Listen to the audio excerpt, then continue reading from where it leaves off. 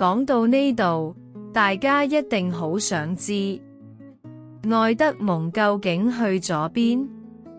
其實佢喺海狸屋度食完嘢之後，心情一直好差，唔係因為食物唔好味，而係佢掛住嗰啲有魔法嘅土耳其軟糖，食乜都唔夠喉，再加上佢一路覺得其他兄弟姊妹唔理佢，孤立佢。當然，呢啲係佢自己幻想出嚟。當海狸先生開始講亞斯蘭、講石桌、講預言，愛德蒙心入面嗰種唔安樂越嚟越強。其他人聽到亞斯蘭會覺得溫暖，覺得希望，但佢聽到亞斯蘭只覺得心寒。於是佢慢慢移到門口，趁大家唔留意，偷偷咁走咗。佢唔係真心想害死兄弟姊妹，佢只係想，我想再食土耳其軟糖，我想做王子，甚至做國王。我要報復彼得成日鬧我，佢甚至自我催眠。白女巫對我咁好，點會害佢哋啫？但其實佢心底好清楚，白女巫係殘忍嘅。離開海狸屋之後，外面大雪紛飛，天色又黑。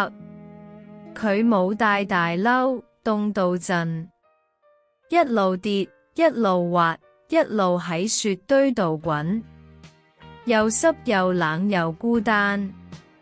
佢差啲想放棄，想返轉頭認錯，但一諗起做國王呢個幻想，佢又硬住頭皮向前行。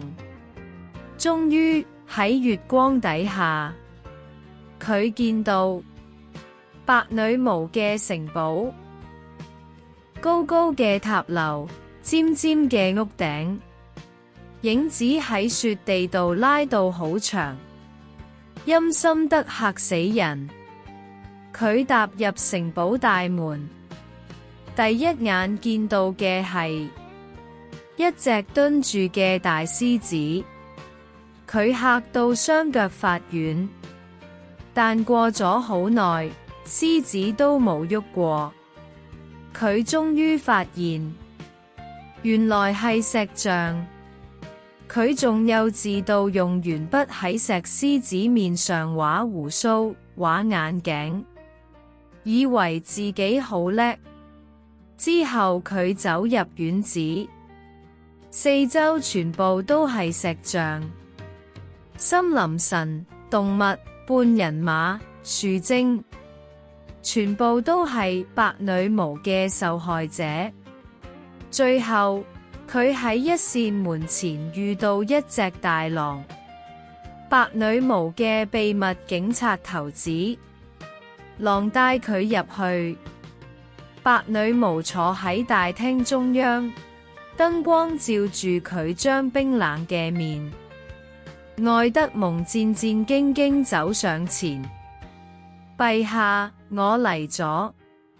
白女巫一句，你竟然自己一個返嚟，我叫你帶晒佢哋嚟。愛德蒙唯有將自己偷聽到嘅嘢全部講晒，包括亞斯蘭、石桌、預言。白女巫聽到亞斯蘭兩個字時，整個人震咗一下，眼神變得更加陰毒。佢即刻命令準備雪橇。故事就喺呢個冰冷嘅命令下，進入下一個危險嘅階段。